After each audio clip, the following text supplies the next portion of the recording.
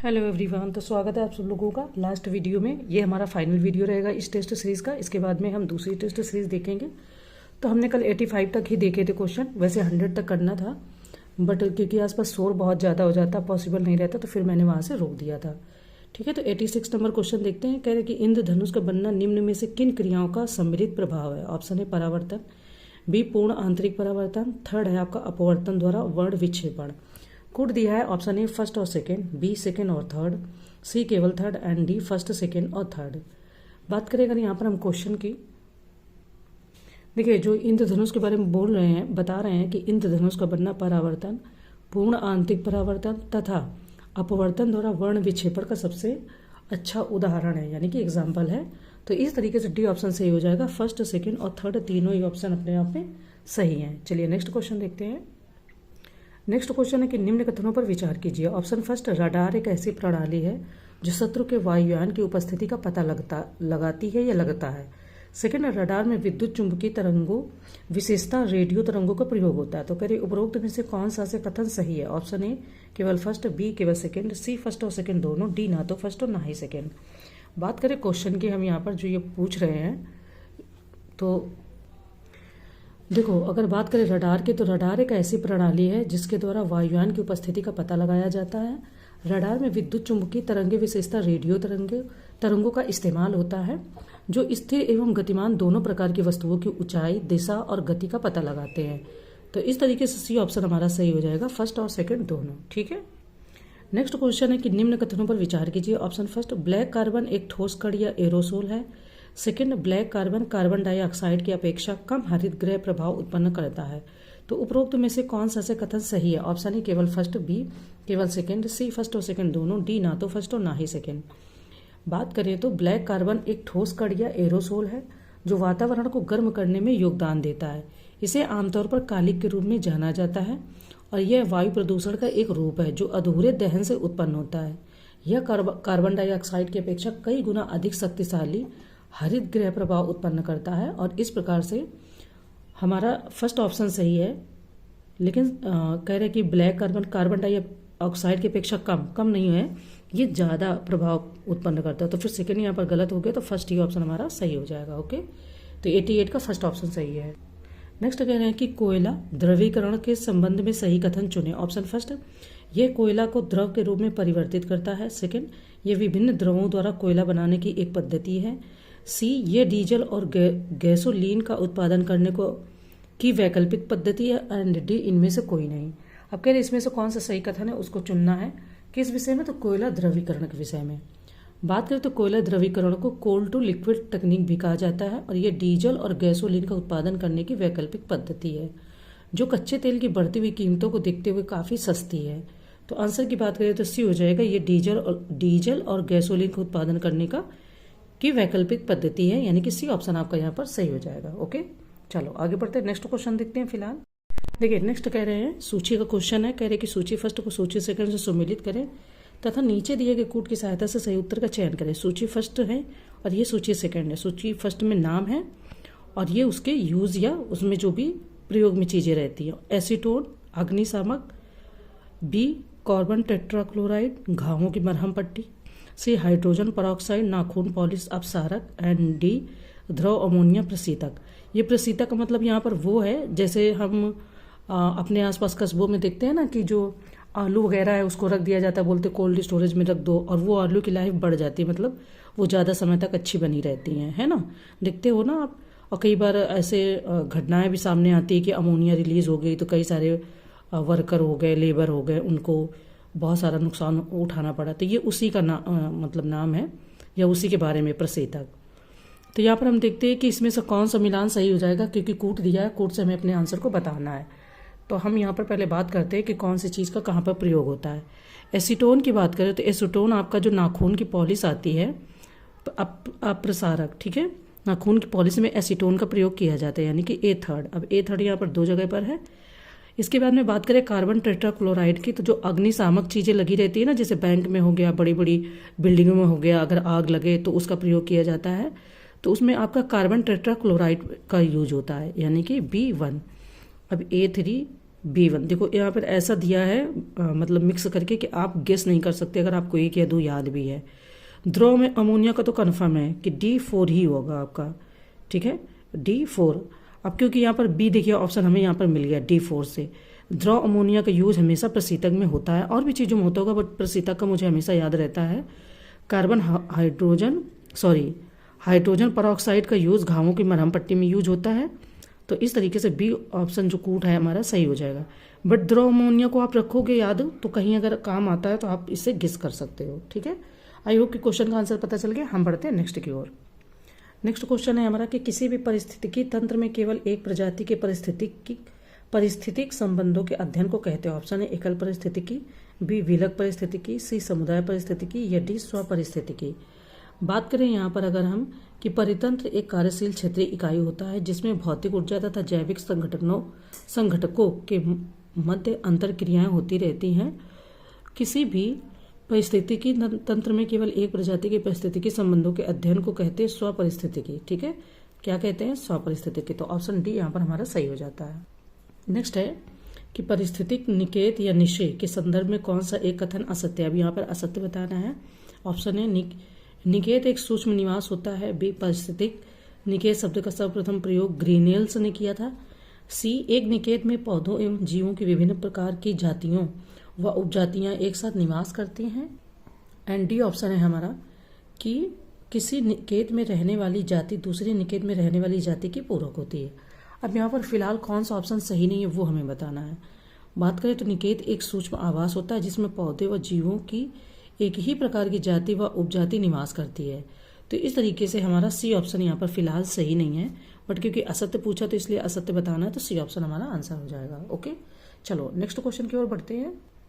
Next कह रहा है कि जनसंख्या का पिरामिड उल्टा होता है। ऑप्शन ए घास स्थलीय परितंत्र में, बी तालाब के परितंत्र में, सी गन्ने के परितंत्र में या डी रेगिस्तान के परितंत्र में।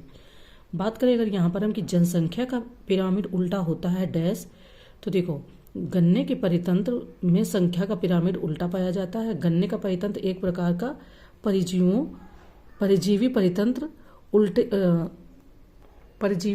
परितंत्र है और उल्टा संख्या पिरामिड में प्रत्येक पोषण स्तर पर संख्या में वृद्धि होती जाती है। तो इस प्रकार पारिस्थितिक पिरामिड वनों में पाया जाता है जहां वृक्षों का आकार बड़ा होने पर उन पर निर्भर जंतुओं की संख्या अधिक होती है और यह पिरामिड आधार पर नुकीला तथा शेष पर अत्यधिक चौड़ा होता है। तो आंसर की बात करें तो सी हो जाएगा गन्ने के परितंत्र में, ठीक है। नेक्स्ट क्वेश्चन कह रहे हैं कि निम्नलिखित में से कौन सा एक सम्मेलन प्रवासी प्रजातियों के संरक्षण से संबंधित है। ऑप्शन है 1987 का मॉन्ट्रियल प्रोटोकॉल, बी 1979 का बॉन समझौता, सी 1989 का बासेल समझौता या डी 1998 का रॉटरडैम समझौता। अब देखो ये चारों ही अपने आप में बहुत इंपॉर्टेंट है, ठीक है।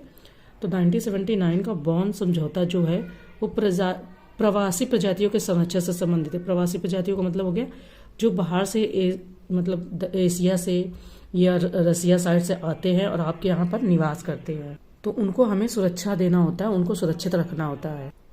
नेक्स्ट क्वेश्चन कह रहे हैं कि निम्नलिखित युग्मों में कौन सा एक सही सुमेलित नहीं है। ये क्षेत्र है, ये मुख्य संसाधन है। बात करें मध्य गंगा मैदान मृदा संसाधन, बी मालाबार तट जल संसाधन, सी कुल्हान खनिज संसाधन एंड डी कच्छ वन संसाधन। तो अब यहाँ पर फिलहाल कौन सा एक सही सुमेलित नहीं है। तो अगर बात करें यहाँ पर देखो बात करें कि मध्य गंगा मैदान तो आपका मृदा संसाधन सही है, मालाबार तट की बात करें तो जल संसाधन सही है, कुल्हान की बात करें तो जल खनिज संसाधन और कच्छ की बात करें तो यहाँ पर खनिज होगा ना कि वन संसाधन। तो ये आपका यहाँ पर गलत सुमेलित है और इन्होंने पूछा था कौन सा सही सुमेलित नहीं है, तो फिलहाल डी सही सुमेलित नहीं है। ओके, चलो आगे बढ़ते हैं। देखिए नेक्स्ट क्वेश्चन कह रहे हैं कि नीचे दो कथन दिए गए हैं जिनमें से एक को कथन ए और दूसरे को कारण आर कहा गया है। अभी कथन ए कहता है कि अपमार्जक मैले कपड़ों से सरलता पूर्वक तेल एवं अन्य गंदगी निकाल देते हैं। कारण आर कह रहा है कि कठोर जल में उपस्थित कैल्शियम तथा मैग्नीशियम आयन के साथ कोई अविलेय अवक्षेप नहीं बनाते हैं। तो नीचे दिए गए कूट से सही उत्तर का चयन कीजिए। कूट है हमारा ऑप्शन ए तथा आर दोनों सही तथा आर ए की सही व्याख्या करता है, बी ए तथा आर दोनों सही तथा आर दोनों सही है किंतु आर ए की सही व्याख्या नहीं करता, सी ए सही है परंतु आर गलत है और डी ए गलत है परंतु आर सही है। अब हमें बात करनी है पहले क्वेश्चन की। अपमार्जक साबुन से थोड़ा भिन्न सफाई करने वाले पदार्थ हैं और यह कठोर जल में उपस्थित कैल्शियम तथा मैग्नीशियम के आयनों के साथ कोई अविलेय अवक्षेप नहीं बनाते हैं। यही कारण है कि यह कठोर जल के साथ अधिक झाग देते हैं तथा मैले कपड़ों से सरलतापूर्वक तेल एवं अन्य गंदगी निकाल देते हैं। साथ ही यह जल का पृष्ठ तनाव भी घटा देते हैं। तो बात करें ऑप्शन ए यहाँ पर सही है, यानी कि ए तथा आर दोनों सही है तथा आर ए की सही व्याख्या करते हैं। हमारे कथनों कारण दोनों यहाँ पर सही है। ओके, चलो आगे बढ़ते हैं, नेक्स्ट क्वेश्चन देखते हैं। नेक्स्ट कह रहे हैं कि चंद्रयान 3 के संबंध में निम्नलिखित कथनों पर विचार कीजिए। ऑप्शन फर्स्ट, चंद्रयान 3 को श्रीहरिकोटा स्थित सतीश धवन अंतरिक्ष केंद्र से 14 जुलाई को प्रक्षेपित किया गया। सेकेंड है कि इसे रॉकेट LVM-3M4 द्वारा भेजा गया। थर्ड, चंद्रमा पर सफल सॉफ्ट लैंडिंग करने वाला भारत तीसरा देश है। एंड फोर्थ, चंद्रमा के दक्षिणी ध्रुव पर सॉफ्ट लैंडिंग करने वाला भारत पहला देश है। तो कह रहे कि उपरोक्त में से कौन से कथन सही है। ऑप्शन ए फर्स्ट, सेकेंड और थर्ड, बी सेकेंड, थर्ड और फोर्थ, सी फर्स्ट, सेकेंड और फोर्थ, या डी फर्स्ट, सेकेंड, थर्ड और फोर्थ। बात करें अगर यहाँ पर हम चंद्रयान 3 को 14 जुलाई 2023 को आंध्र प्रदेश के श्रीहरिकोटा स्थित सतीश धवन अंतरिक्ष केंद्र से LVM-3M4 द्वारा लॉन्च किया गया, जो 23 अगस्त 2023 को चंद्रमा के दक्षिणी ध्रुव पर लैंड करने वाला भारत चंद्रमा पर सॉफ्ट लैंडिंग करने वाला चौथा देश बन गया है। ठीक है, इससे पूर्व अमेरिका, रूस और चीन ने सफलतापूर्वक सॉफ्ट लैंडिंग की है। तो इस प्रकार से हमारे फर्स्ट, सेकेंड और फोर्थ सही है, तीसरा देश नहीं होगा, यहाँ पर चौथा देश होना चाहिए। ठीक है, तो ये फिर हमारा डी ऑप्शन यहाँ पर सही हो जाता। ये बात सही है कि चंद्रमा के दक्षिणी ध्रुव पर सॉफ्ट लैंडिंग करने वाला भारत पहला देश है, लेकिन चंद्रमा पर सॉफ्ट लैंडिंग करने वाला, अगर ओवरऑल चंद्रमा की बात करें, दक्षिणी ध्रुव या पूर्वी ध्रुव की बात ना करें, तो फिर चौथा देश हो जाएगा। ठीक है, तो सी ऑप्शन हमारा यहाँ पर सही है फिलहाल। नेक्स्ट कह रहे हैं कि निम्नलिखित कथनों पर विचार कीजिए। ऑप्शन फर्स्ट, PBWRS-1 गेहूं की एक नई किस्म है। सेकंड कह रहे हैं कि इसे चेन्नई कृषि विश्वविद्यालय ने विकसित किया है। तो उपरोक्त में से कौन सा से कथन सही है या है। ऑप्शन ए केवल फर्स्ट, बी केवल सेकंड, सी फर्स्ट और सेकंड दोनों, डी ना तो फर्स्ट और ना ही सेकंड। बात करें अगर यहाँ पर क्वेश्चन की, तो पंजाब कृषि विश्वविद्यालय ने गेहूं की एक नई किस्म विकसित की है, जिसे PBWRS-1 गेहूं की एक नई किस्म का नाम दिया गया है। ठीक है, और यह किस्म रक्त प्रवाह में ग्लूकोज को अधिक धीरे धीरे छोड़ने पर अपनी क्षमता के लिए जाना जाता है। तो इस प्रकार से ऑप्शन ए केवल हमारा यहाँ पर सही है। ये चेन्नई कृषि विश्वविद्यालय ने नहीं, बल्कि पंजाब विश्वविद्यालय ने ऐसा किया है। ओके, देखिए कह रहे हैं कि हाल ही में किए गए एक अध्ययन के अनुसार पारकाचिक ग्लेशियर बहुत तेजी से पिघल रहा है। यह ग्लेशियर भारत के किस राज्य ऑब्लिक केंद्र शासित प्रदेश में स्थित है। Option A Jammu Kashmir, B Ladakh, C Himachal Pradesh, या डी उत्तराखंड। भारत में किस जगह पर स्थित है। ठीक है, option A Jammu Kashmir, B Ladakh, C Himachal Pradesh, या डी उत्तराखंड। तो हम बात करते हैं क्वेश्चन के आंसर की। पारकाचिक ग्लेशियर हमारा कहाँ स्थित है। आई होप कि आप लोगों को इसमें से पता होगा, तो आप लोग जरूर पहले आंसर कीजिए, वीडियो को पॉज करके फिर हम आंसर बताते हैं। तो देखिए आपका सही है कि नहीं है। सही है। हाल ही में किए गए एक अध्ययन के अनुसार लद्दाख में स्थित पारकाचिक ग्लेशियर बहुत तेजी से पिघल रहा है तथा इसके आसपास हिमनद झीलों का निर्माण हुआ है। तो बात करें तो आपका हो जाएगा आंसर यहाँ पर लद्दाख। ठीक है, आई होप क्वेश्चन का आंसर पता चल गया। पारकाचिक ग्लेशियर है, कहाँ स्थित है, उत्तर प्रदेश, सॉरी भारत के अंदर या केंद्र शासित राज्य में, तो लद्दाख में स्थित है। नेक्स्ट क्वेश्चन देखते हैं। नेक्स्ट क्वेश्चन हमारा कह रहे हैं कि निम्नलिखित कथनों पर विचार कीजिए। ऑप्शन फर्स्ट, मत्स्य 6000 एक मानव युक्त वैज्ञानिक पनडुब्बी है जो गहरे समुद्र में खनन के लिए 6000 मीटर तक की गहराई तक जा सकती है। सेकंड कह रहे हैं कि यह राष्ट्रीय महासागर प्रौद्योगिकी संस्थान और पृथ्वी विज्ञान मंत्रालय ने संयुक्त रूप से विकसित किया है। तो कह रहे उपरोक्त में से कौन सा से कथन सही है। ऑप्शन ए केवल फर्स्ट, बी केवल सेकंड, सी फर्स्ट और सेकंड दोनों, डी ना तो फर्स्ट और ना ही सेकंड। बात करें तो भारत ने एक वैज्ञानिक पनडुब्बी मत्स्य 6000 विकसित की है, जो गहरे समुद्र में खनन के लिए 6000 मीटर की गहराई तक 3 लोगों को 12 घंटे तक के लिए ले जा सकती है। ठीक है, इसका विकास राष्ट्रीय महासागर प्रौद्योगिकी संस्थान और पृथ्वी विज्ञान मंत्रालय ने संयुक्त रूप से किया है। तो इस प्रकार से फिर हमारा ऑप्शन सी यहाँ पर सही हो जाता है, क्योंकि फर्स्ट और सेकंड दोनों ही ऑप्शन सही है। ओके, चलो नेक्स्ट क्वेश्चन देखते हैं। नेक्स्ट क्वेश्चन कह रहे हैं कि G20 पर्यावरण और जलवायु स्थिरता मंत्री स्तरीय बैठक कहाँ पर हुई है। ये तो बहुत सारे क्वेश्चन है। अब जब UPPCS का प्रीलिम्स आएगा तो देखो इससे कितने क्वेश्चन बनाए जाते हैं, क्योंकि ये बहुत सारी जगह मीटिंग हुई है। मंत्री स्तरीय अलग हो गई, पर्यावरण अलग हो गई। हालांकि ये पर्यावरण और जलवायु स्थिरता मंत्री स्तरीय बैठक है, तो भारत के कई राज्यों में अलग अलग स्थानों पर हुई हैं। तो आपको उससे क्वेश्चन सजग रहना, उसमें क्वेश्चन खूब बनेंगे। बात करें तो तमिलनाडु के चेन्नई में 28 जुलाई 2023 को G20 पर्यावरणीय एवं जलवायु स्थिरता मंत्री स्तरीय बैठक आयोजित की गई, जिसमें जीवाश्म ईंधन से संक्रमण प्रमुख मुद्दा रहा। तो बात क्या हो जाए, वो आंसर क्या हो जाएगा आपका चेन्नई, ऑप्शन ए। नेक्स्ट देखते हैं।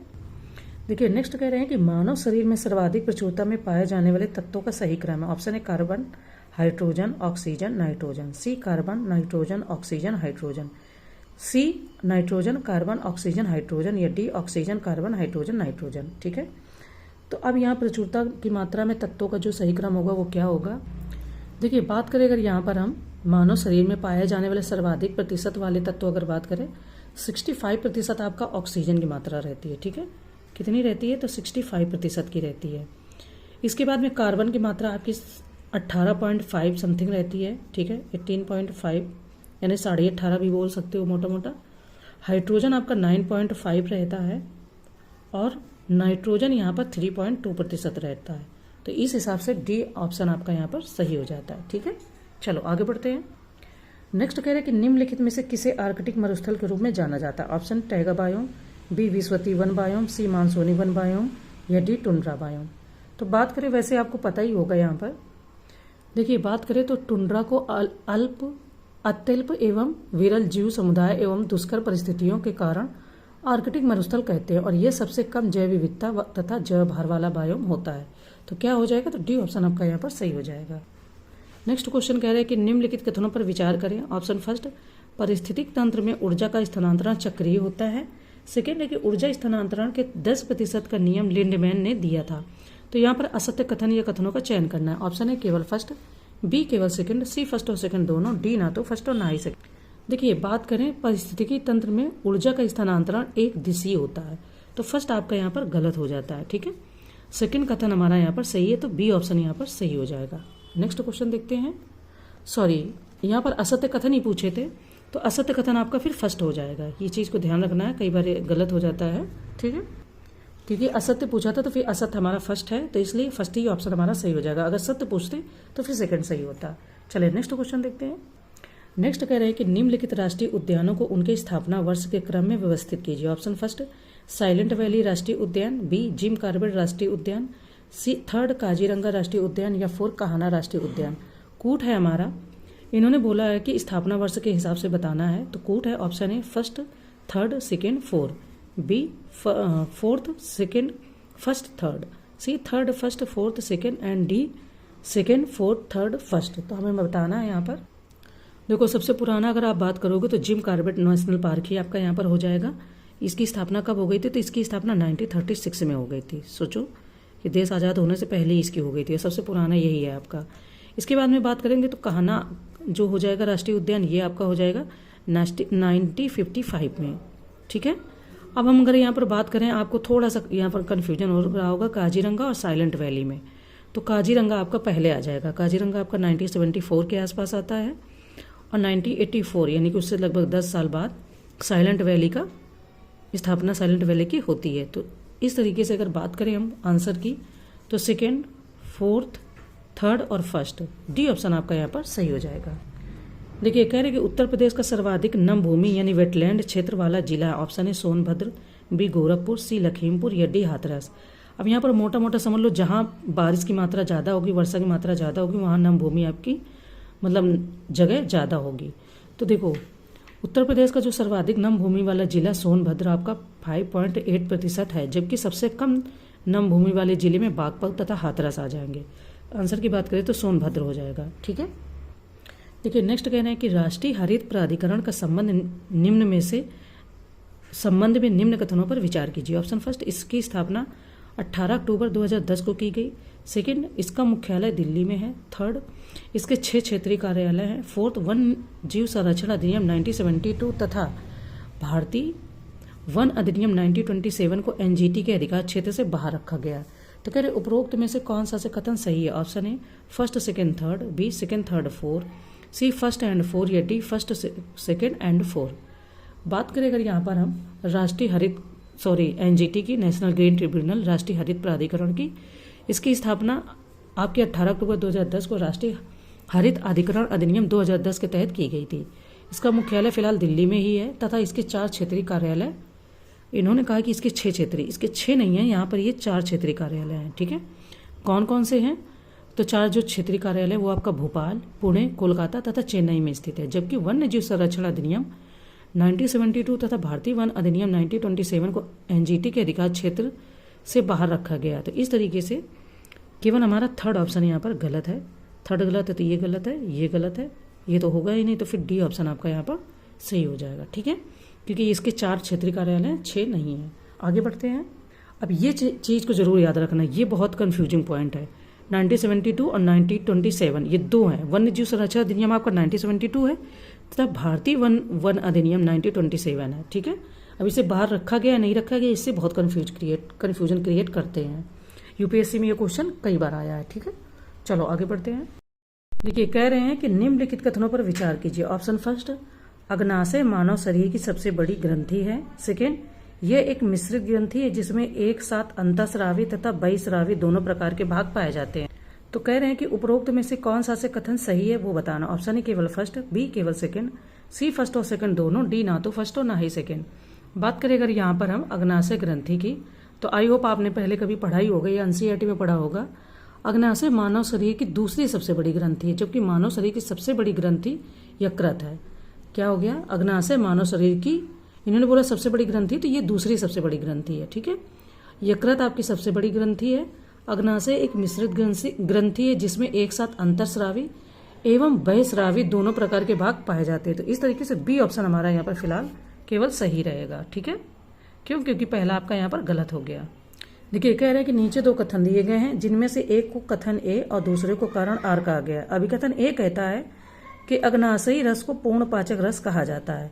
कारण आर कहता है कि इसमें कार्बोहाइड्रेट, वसा एवं प्रोटीन को पचाने के लिए एंजाइम्स होते हैं। तो नीचे दिए गए कूट का प्रयोग करके सही उत्तर का चयन कीजिए। कूट है हमारा ऑप्शन ए तथा आर दोनों सही तथा आर ए की सही व्याख्या करता है। बी ए तथा आर दोनों सही किंतु आर ए की सही व्याख्या नहीं करता। सी ए सही है परंतु आर गलत है, और डी ए गलत है परंतु आर सही है। अब हम देख लेते हैं अभिकथन और कारण दोनों की। ठीक है, तो बात करें अगर यहाँ पर हम, तो अभिकथन ए और कारण आर दोनों सही हैं। क्यों, क्योंकि अग्नाशय जो कि मानव शरीर की दूसरी सबसे बड़ी ग्रंथि है, से हार्मोन तथा पाचक रस का स्राव होता है।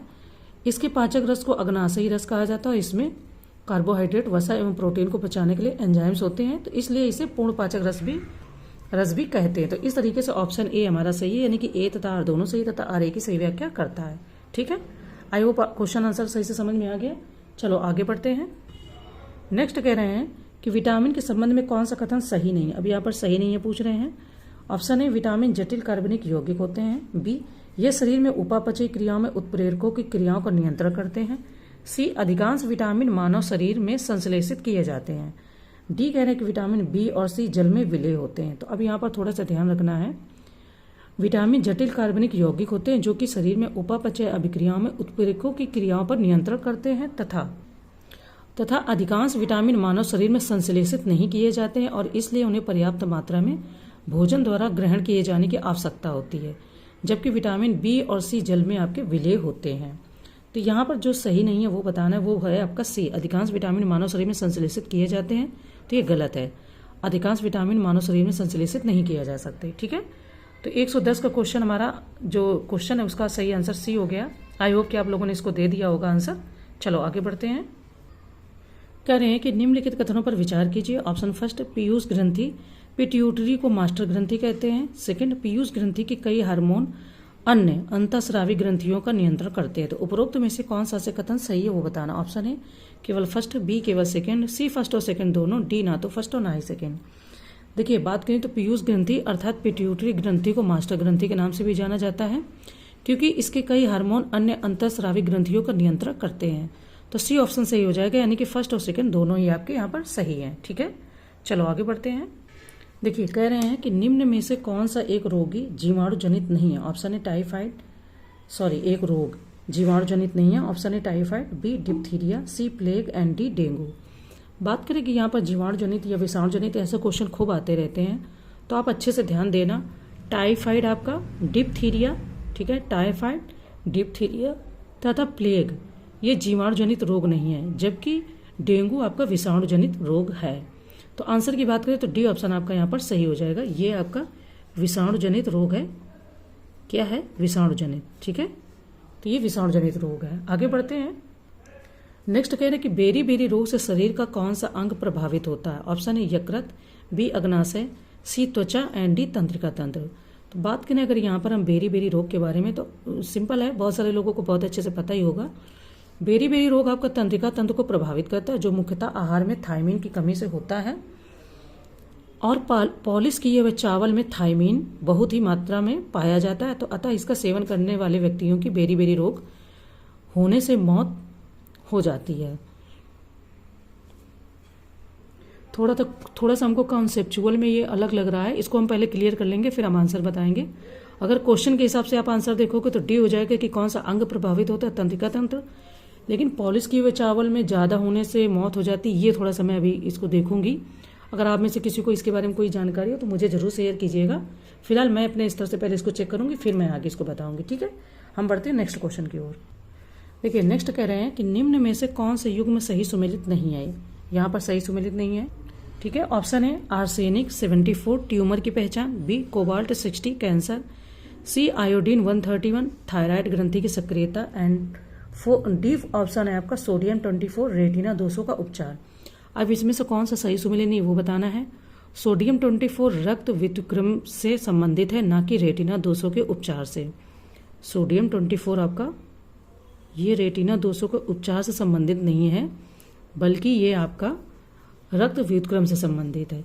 जबकि आर्सेनिक 74 आपका ट्यूमर की पहचान, कोबाल्ट 60 कैंसर तथा आयोडीन 131 थायराइड ग्रंथि सक्रियता से संबंधित है। तो आंसर की बात करें तो डी ऑप्शन यहाँ पर हो जाएगा।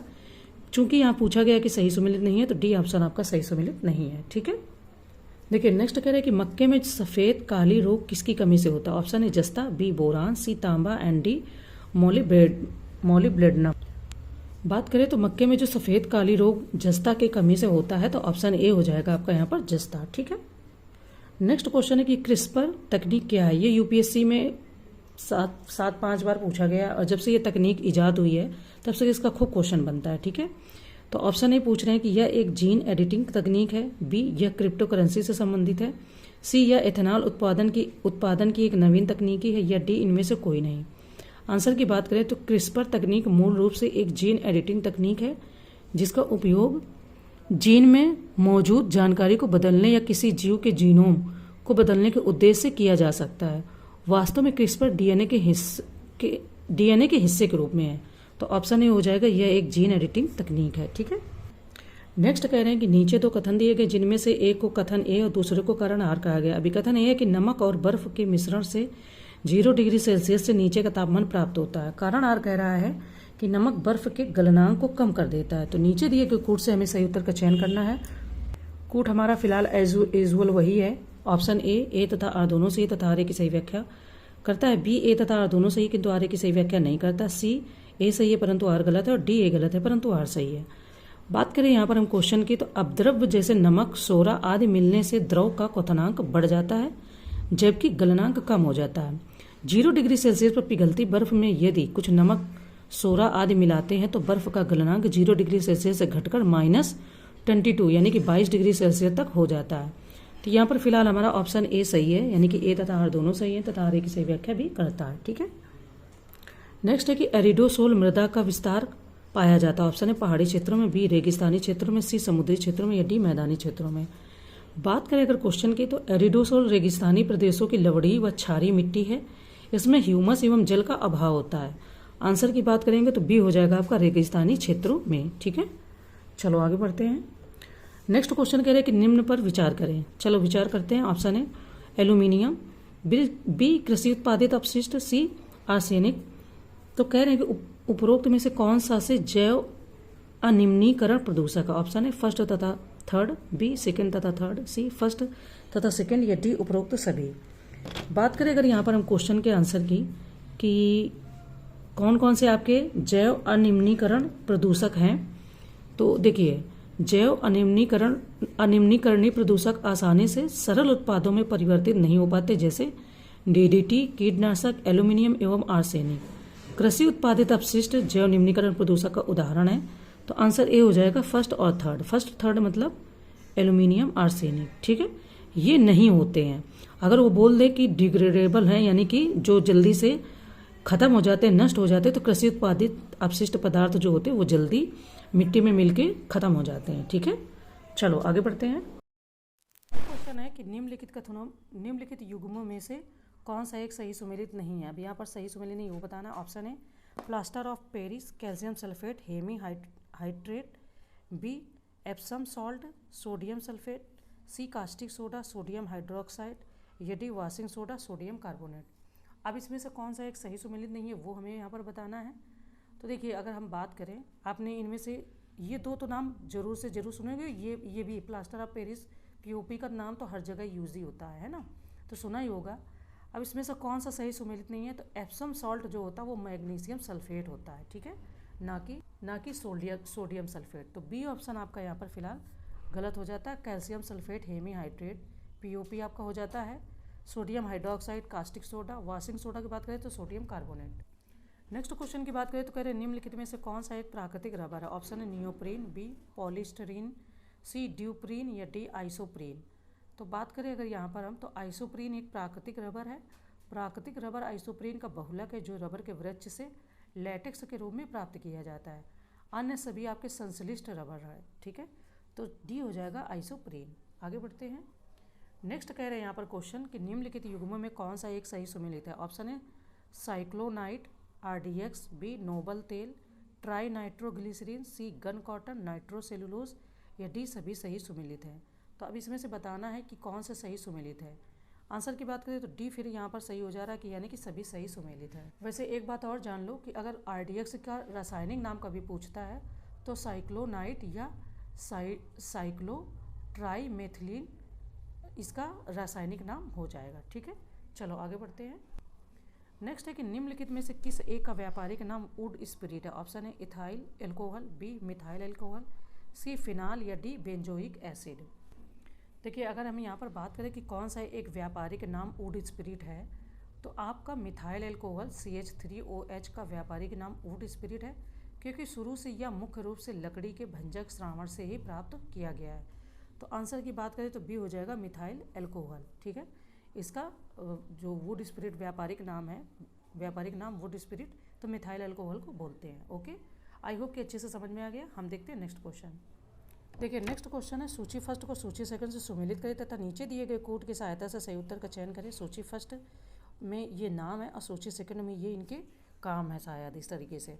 ऑप्शन है DDT ज्वरनाशी, बी एस्पिरिन अग्निशामक, सी मिथाइल आइसोसाइनेट कीटाणुनाशक, या D carbon tetrachloride विषैली gas.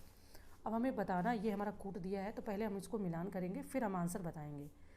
DDT की बात करें तो कीटाणुनाशक हो जाएगा, कीटाणुनाशक विच मीन्स कि A3 ऑप्शन में चला जाएगा। A3 ऑप्शन यहाँ पर दो जगह कोड में दिया है तो आपको और भी चीज़ें आनी चाहिए तब आपका आंसर निकलेगा। एस्पिरिन की बात करें तो एस्पिरिन आपकी ज्वरनाशी हो जाएगी, ठीक है, तो A3B1। अब A3B1 वैसे एक ही ऑप्शन में है पर फिर भी हम इसका मिलान करते हैं। मिथाइल आइसोसाइनेट की बात करें तो ये आपका विषैली एक तरीके की गैस है, विषैली गैस, और डी आपका कार्बन टेट्राक्लोराइड, तो ये आपका अग्निशामक में प्रयोग होता है। तो ए ऑप्शन हमारा यहाँ पर सही आंसर निकल आता है। अभी हमने एक जगह अग्निशामक के बारे में बात की थी क्वेश्चन में, तो उस तरीके से आपको फिर रिकॉल हो गया होगा, तो आंसर आपको पता चल गया होगा। चलिए आगे बढ़ते हैं। नेक्स्ट क्वेश्चन है सूची फर्स्ट को सूची सेकंड से मिलान करना तथा नीचे दिए गए कोड से सही उत्तर का चयन करना है। सूची फर्स्ट में तत्व हैं, सूची सेकंड में अयस्क हैं। ऑप्शन है मैग्नीज एजुराइट, बी कॉपर पायरोलुसाइट, सी एल्यूमिनियम सिनेबार, या डी मरकरी क्रायोलाइट। तो अब हमें यहाँ पर सूची को फिर मिलान करना है। मैग्नीज की बात करें तो ये आपका पायरोलुसाइट हो जाएगा। कॉपर की अगर यहाँ पर बात करोगे तो ये आपका एजुराइट हो जाएगा। एल्यूमिनियम की बात यहाँ पर अगर करें तो क्रायोलाइट हो जाएगा, यानी कि एल्यूमिनियम C4ND3। तो इस तरीके से जो आंसर हो जाएगा वो डी हमारा यहाँ पर सही आंसर हो जाएगा। अब चूंकि जुलाई के करंट अफेयर है तो मेरे ख्याल से दिसंबर नवंबर के आएंगे और इधर जनवरी से आएंगे, तो हम ये कुछ क्वेश्चन हैं, लगभग 20 से 25 क्वेश्चन है, हम इनको यहीं पर स्किप कर देते हैं, ठीक है। आगे बढ़ते हैं, फिर नई टेस्ट सीरीज देखेंगे, तब तक आप इसको प्रैक्टिस करते रहिए। मेरे इसमें लगभग 6 या 7 हिंदी ग्रामर RO के पेपर अपलोड हैं, तो आप चैनल में नए आए हैं तो चैनल को सब्सक्राइब कर लो, लाइक करो, अपने दोस्त के साथ शेयर भी कर लो, और हिंदी ग्रामर के वीडियो पढ़ें फ्री ऑफ कॉस्ट, उनको आप अच्छे से देख लो। और भी पढ़े हैं, UPPCS के हैं, मैपिंग के हैं, बहुत सारे हैं, 50 से प्लस ही हैं, वो भी सारे फ्री ऑफ कॉस्ट हैं, ठीक है। तो थैंक यू आप सब लोगों का, जो भी आप सपोर्ट कर रहे हैं, प्यार दे रहे हैं, 1 मिनट 2 मिनट देख रहे हैं, उसके लिए भी थैंक यू।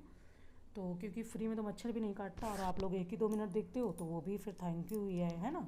बाकी आपको क्या नहीं पसंद आता है तो आप कमेंट में ज़रूर बताइएगा। मेरी कोशिश तो बहुत है, सारी चीज़ें अभी फ्री ही हैं। कभी आगे मैंने शेयर भी किया था वो चीज़, तो उसमें जब ज़रूरत होगी तो मैं आप सब लोगों से मदद ज़रूर मांगूंगी। ठीक है, तो चलो, थैंक यू आप लोगों का, बाय बाय।